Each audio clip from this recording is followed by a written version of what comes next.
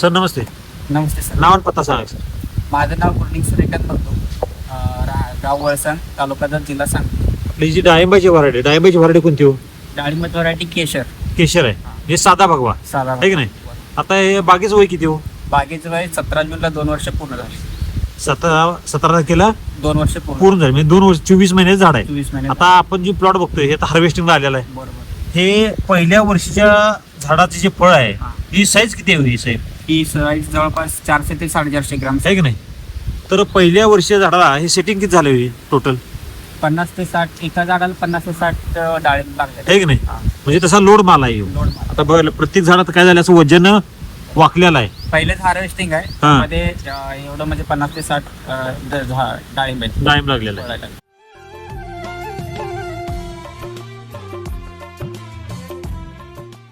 तुम्ही डाळिंब शेती किती वर्षाला करता साहेब? ही पहिल्यांदाच डाळिंबाची शेती करते बर.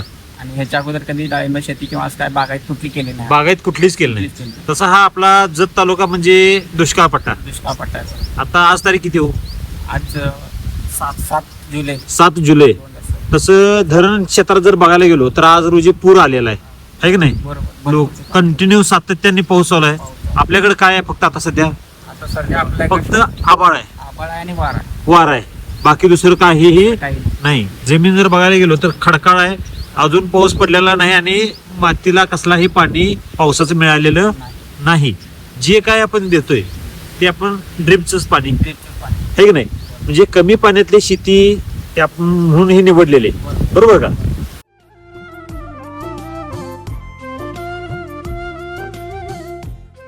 तुम्ही पहिल्यांदाच डाळिंब शेती केली. तुमचं शिक्षण किती झालं साहेब? डिग्री कम्प्लीट झाले. तुम्ही जॉब पण करताय वाटतं? हा. मी जॉब करते, पुण्याला असते. पुण्याला असताय? हा. बर. मग पुण्याला जॉब करून ही डाळिंब शेती कशी काय सक्सेस केली?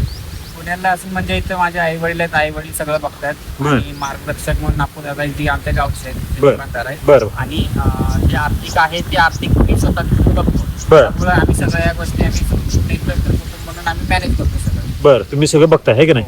आता हे जे आहे की तुम्ही फक्त आर्थिक स्तरीय देताय बरोबर. आणि मार्गदर्शक हे अप्पूस बिराजदार सर आहेत बरोबर. आणि तुमचे आई वडील सगळं शेती करून घेतात. बरोबर.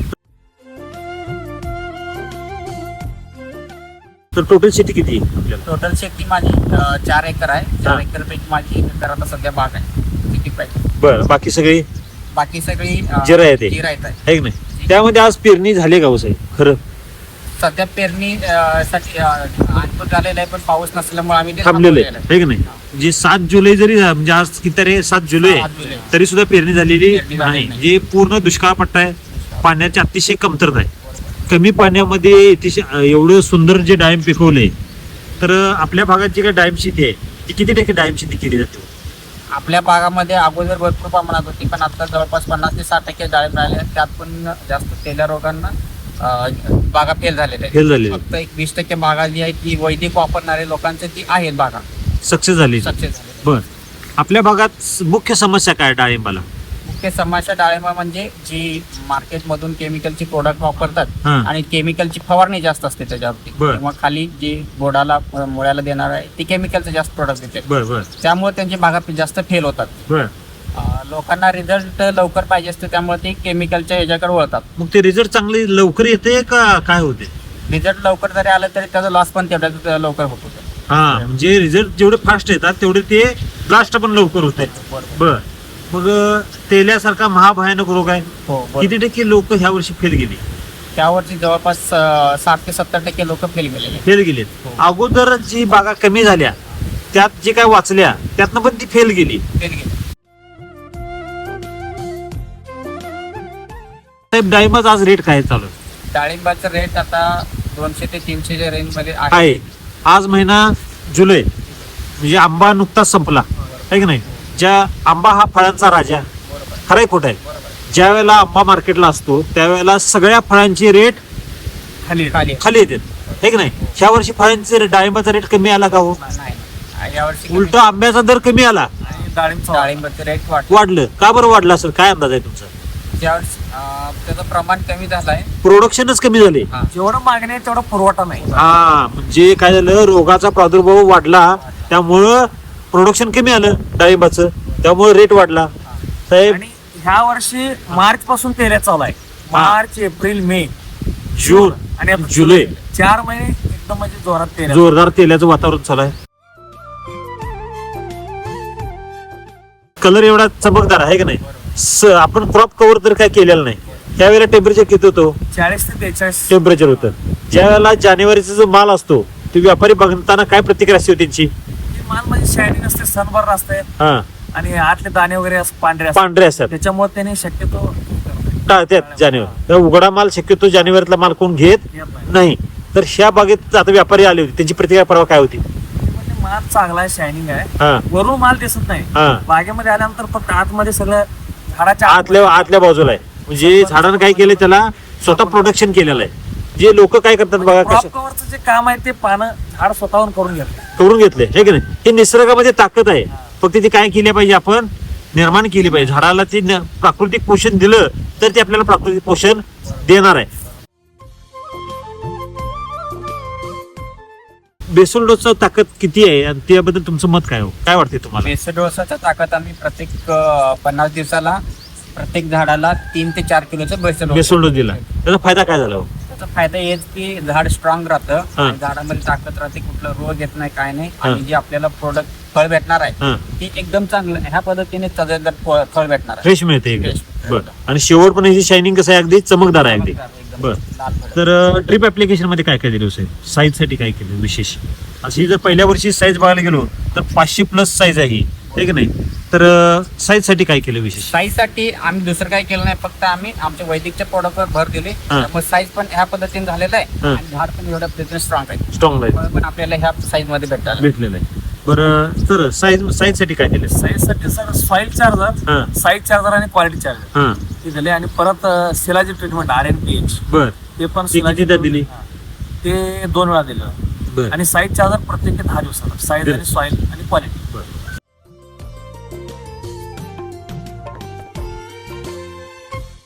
फवारणी किती दिवसांनी एकदा रिपीट असतो काय वाटतं. आमची फवारणी 10 ते 15 दिवसाला एकदा असते. काय म्हणलं 10 ते 15 दिवस. 15 दिवसाला. हा. साहेब हे जर मुरब्बी आणि जुन्या शेतकऱ्यांनी जर बघितला व्हिडिओ तर ते म्हणणार की खोटं बोलतात की एवढ्या जास्त दिवसाचा फरक एवढं त्यांना ते मान्यच नाही.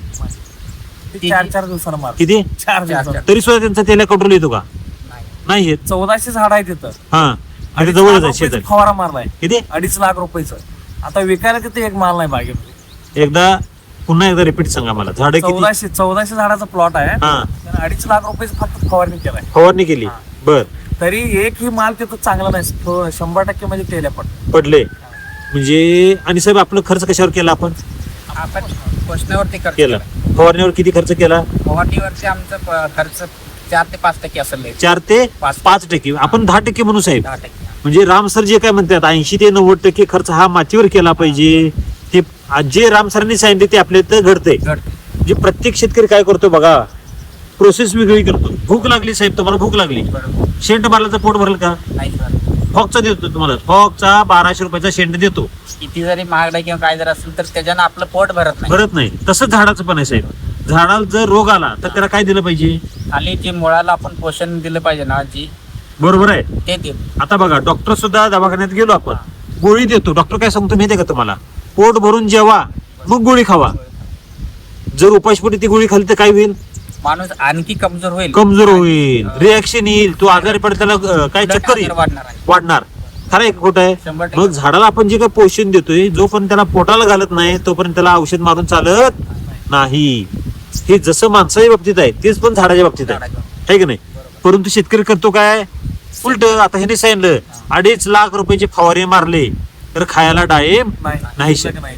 मग काय उपयोग आहे त्याचा साहेब. जिथं काम केलं पाहिजे तिथं काम नाही करत. ती वरती म्हणजे हा. फवारणीमध्ये काम करतात. अगदी बरोबर, लाखातली गोष्ट. झाडाच्या मुळाला जे अन्न पाहिजे हा. ते भेटत नाही झाडाला. बरोबर आहे. आणि फवार मारून काय उपयोग आहे त्याचा. काहीच उपयोग नाही. हा मातीला पोषण दिलं पाहिजे हे कळायला शेतकऱ्यांना 10 वर्षे लागतात. हे तुम्हाला पहिल्याच पिकात कसं कळालं.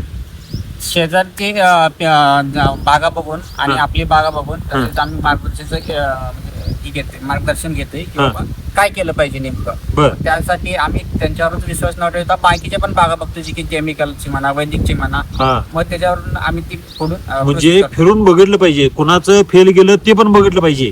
फेल गेलं तर का फेल गेलं आणि सक्सेस झालं तर का सक्सेस झालं, ह्याचा पण अभ्यास केला पाहिजे. साहेब तुम्हाला फिरल्यावर काय अभ्यास येतो, काय वाटतं तुम्हाला वेगळं? तर आम्हाला असं वाटतं की बाबा म्हणजे आपण 24 महिन्यातच एवढे चांगले बाग आणली आणि हा. आपल्यापेक्षा जास्त किंवा आपल्यापेक्षा जरी कमी जुने शेतकरी आहेत. असली तरी पण त्यांच्या बागा एवढे चांगले नाहीत किंवा तजलदार नाहीत किंवा त्याच्यावरती कुठं ना कुठं काळे डाग म्हणजे तेलाचा डाग पडलेला असतो. हा मग त्याच्यावर आम्हाला वाटतं की बाबा मग त्यांना विचारतो आम्ही, तुम्ही काय करताय ही बाग म्हणजे बाग आणण्यासाठी. बरं, ते बरं. बोलतात की बाबा आम्ही मार्केटमधून ही औषध आणतो आणि प्रत्येक 4 दिवसाला 8 दिवसाला आम्ही फवारणी मारतो हा. आणि खालून ड्रीप मधून पण हे आम्ही केमिकलचे प्रोडक्ट देतो. हा त्यामुळे आमची बाग अशी आहे. हा. मग आम्ही त्याच्यावरून विचार करतो की बाबा यांनी एवढा खर्च करून एवढं सगळं करून पण यांची बागा ह्या अवस्थेत आहेत. हा. तर आपण फक्त झाडाला बुडाला जे पोषण देतो त्या हा. पोषण म्हणून आपली झाडं एवढी चांगली आहेत हा की आम्ही हेच अभ्यास करतो की बाबा त्यांच्यात आणि आपल्यात काय फरक आहे हेच कम्पॅरिझन करून आम्ही ह्या बागा आतापर्यंत आणले बरं. वैदिक प्रोडक्ट. प्रत्येक शेतकऱ्यांनी जर असं कम्पॅरिझन केलं तर काय वाटतं साहेब, काय वाटतं तुम्हाला? प्रत्येक शेतकऱ्यांना कम्पॅरिझन केलं तर पूर्णपणे जी केमिकल सोडून जी वैदिक आहे ना तिचा वापर केला हा. तर त्यांना भरपूर ह्याच्यातनं फायदा होईल आणि चांगलं म्हणजे फळ भेटेल हा. आणि त्यांचा चांगला फायदा होईल ह्याच्यातनं. साहेब डाळिंब शेतकरी आजूबाजूची फायद्यात आहे का हो आपल्या भागातला? आता सध्या तर आपल्या भागात जास्त नाही ती कमी लोकांची फायद्यामध्ये असणार पण हा. नाहीतर बाकी सगळ्या बागा हे फेल आहेत. बर तुम्ही आज पण किती बागा फिरून बघितल्या असतील? आजपर्यंत मी जवळपास 10 ते 15 बागा फिरून बघितल्या. त्यातल्या वैदिकच्या किती बघितल्या आणि केमिकलच्या किती बघितल्या? वैदिकच्या 4 ते 5 बघितले, बाकी सगळे केमिकलचे. बर केमिकल मध्ये आणि वैदिक मध्ये काय डिफरन्स काय आला तुम्हाला? केमिकल मध्ये आणि वैदिक मध्ये हेच की बाबा झाडाच्या जी स्ट्रॉंग पण आहे किंवा त्यातलं वीकनेस ही जी आहे ना हा केमिकल मध्ये जास्त दिसतो आणि वैदिक मध्ये जास्त स्ट्रॉंग पण दिसतो. स्ट्रॉंगपणा दिसतोय है की नाही?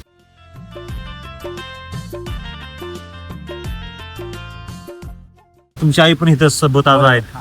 तर तुम्ही शेतात काम सगळं बघताय. तुम्हाला मराठी येते का? मराठी येत नाही हो. येत नाही, थोडं थोडं येते. कन्नड भाग इकडे जास्त आहे है की नाही? आता हे डाळिंब बघून काय वाटतंय तुम्हाला? डाळिंब कसा आहे? चांगलं चांगला आले. हा. रोग कुठं आहे का? नाही नाही का बरं रोग आला नाही? ಔಷಧಿ ಚಲೋ ಹೊಡಿತೇವ್ರಿ ನಾವು. हा औषध चांगला आहे. ಹಾ बर ಔಷಧಿ ಚಲೋ ಹೊಡಿತೇವ್ ನಾವು ಎಲ್ಲ ವ್ಯವಸ್ಥೆ ಮಾಡಿದೇವು ಬಂದಾರೆ. चांगला आले. ಹಾ बर जे चिरंजीव काय तुमचं करतोय, नोकरी करतोय है की नाही? हा. आणि तुम्ही इथे सगळं बघताय. हा ते, रोग वगैरे कुठे काय दिसत हा नाही. व्यापारी काय म्हणतात आता?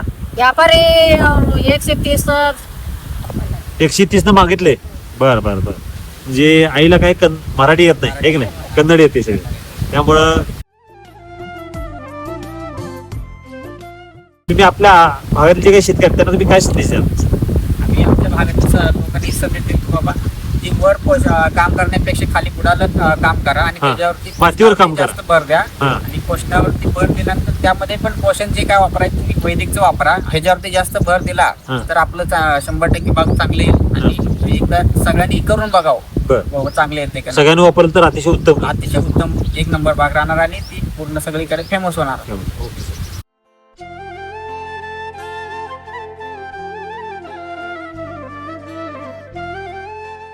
तुम्हाला मार्गदर्शन कोणाचं लाभलं सर? आपू बिरादर नाही सर, नमस्कार. तर आता यांचा जर इतिहास बघायला गेलो तर शेतीचा गंधही नसताना अतिशय सुंदर शेती यांनी पिकवलेली आहे आणि आजूबाजूचे शेतकरी आहेत ते सुद्धा बघायला येतात. ह्यांनी अभ्यास जो केला की तुमची शेती बघून ह्यांनी चालू केली आणि की आपली तर शेती ह्या मागच्या वर्षी बघायला गेलो तो व्हिडिओ तर तो आपला अर्थ नव्हता. पूर्ण मच्छीदाराने झाकून अगदी व्यवस्थित केलं होतं है की नाही?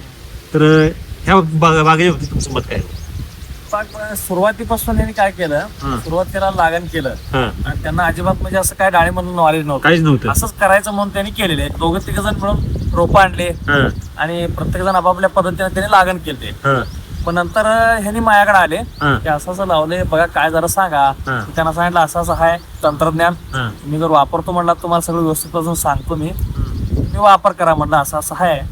त्यांना सांगितलं मग तिघांना पण सांगितलं, ते 3 जण लावले. तिघांनी पण त्यांनी म्हटले आमच्या पद्धतीने आम्ही करतो, हा तुम्ही तुमच्या पद्धतीने करा, बघूया कोणाच चांगलं येते. बर बर मग त्यांनी त्यावेळेला त्यांच्या कॉम्पिटिशन पद्धतीने लागलं होतं. चालू त्यावेळेला कॉम्पिटिशन लागलं 2 वर्षापूर्वी. हा. हा. त्यांनी काय केले, तुमच्या पद्धतीने आम्ही करतो, हा. आम्हाला काय असेल द्या म्हटले. हा मग यांना लागण पासून आम्ही सगळं ट्रीटमेंट दिलं. बर मग पूर्ण झाडं बेडं स्ट्रॉंग करून घेतली. हा. मग बाहेर धरला. आतापर्यंत किती बेस उलट झाले? आता आतापर्यंत 7-8 बेसोड होते. 7 ते 8 बेसोड दिले. जे बेसोड दिले त्याचं हे चित्र समोर दिसतंय. झाड पण स्ट्रॉंग आहे आणि फळ पण अतिशय उत्तम आहे आणि निरोगी आहे. आणि सगळे पूर्ण झाड एक लेवल आहेत. हा आणि आम्ही सिंगल खोड तयार केलं याच्यामध्ये. बरोबर. हा म्हणजे सिंगल कोड शक्यतो आपल्या भागात कोण करत नाही, ते आपण एक धाडस केले. कारण मर रोग ना ते कसं हा. आहे लगेच बागात जातात म्हणून ते करत नाही. बरं. आपल्यात कसं पोषणावर भर दिल्यामुळं हा मर रोगाचा वगैरे प्रॉब्लेम येत नाही. बरोबर, अगदी बरोबर. त्याच्यामुळे आम्ही सिंगल खोड तयार केलंय. बरं, तर तुमचं नाव, पत्ता आणि जरा मोबाईल नंबर सांगा. आप्पा 17,000 गाव वळसा, हा तालुका जत, जिल्हा Sangli. Okay, thank you. Best of luck sir.